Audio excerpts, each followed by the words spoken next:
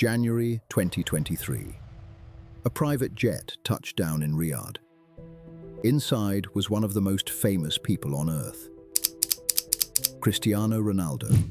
5 Ballon d'Ors, 5 Champions League titles, more goals than almost anyone in football history. For 2 decades, he had lived at the summit of the sport, and now he was walking into a league most football fans couldn't name. The contract was reportedly worth $200 million a year, the biggest deal football had ever seen. At first, the explanation seemed obvious. Money. That's what everyone said. The media said it, fans said it, former players said it, case closed. Except there was a problem, because if this was really about football, nothing about it made sense. The club couldn't justify the salary. The league couldn't justify the salary. The business couldn't justify the salary. In fact, the deeper people looked, the stranger the story became. Because Ronaldo wasn't the story. He was the signal, the first visible sign that something much larger had already begun. And by the time the football world realized what was happening, the game was already changing. At first, people laughed. Ronaldo was 37. This was retirement, a final paycheck, a farewell tour in the desert.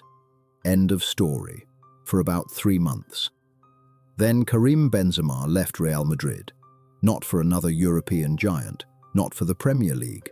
The reigning Ballon d'Or winner boarded a plane and flew to Saudi Arabia.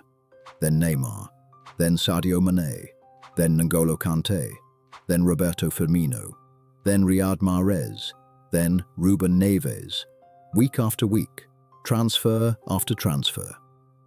Something strange was happening. Europe had always been the destination, the dream, the final stage, the place every player wanted to reach. Now, for the first time in modern football history, the traffic was moving the other way. Imagine you're sitting inside the offices of Real Madrid, or Liverpool, or Bayern Munich. For decades, money flowed toward Europe.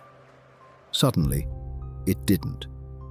The Saudi Pro League spent more on transfers in a single summer than some of the biggest leagues in world football combined. And here's what made it unsettling. The numbers didn't match reality. The stadiums weren't full. The television revenues weren't massive. The sponsorship ecosystem wasn't mature enough to explain the spending. The money pouring in seemed disconnected from the business itself, which raised a question. If the objective wasn't profit, what was it? To find the answer, you have to go back before Ronaldo, before the transfers, before the headlines. October 2021, Newcastle United was sold. Fans celebrated. After years of frustration, hope had finally arrived. But buried inside the takeover documents was something few people fully understood. The Public Investment Fund, the PIF, Saudi Arabia's sovereign wealth fund. Not a billionaire, not a football owner, a state-backed investment vehicle managing hundreds of billions of dollars. The fund owned stakes in companies across the world: technology, transportation, entertainment, energy. Now it owned a Premier League football club. At first, it looked like another wealthy owner entering football. The sport had seen that before.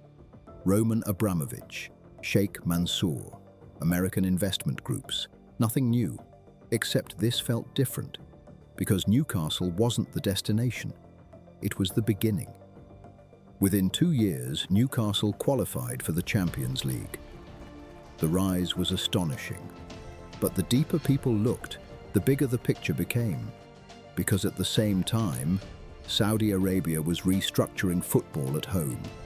The country's biggest clubs were brought under PIF ownership. And for the first time, people started asking a different question. Not why Saudi Arabia wanted football, but what football could do for Saudi Arabia.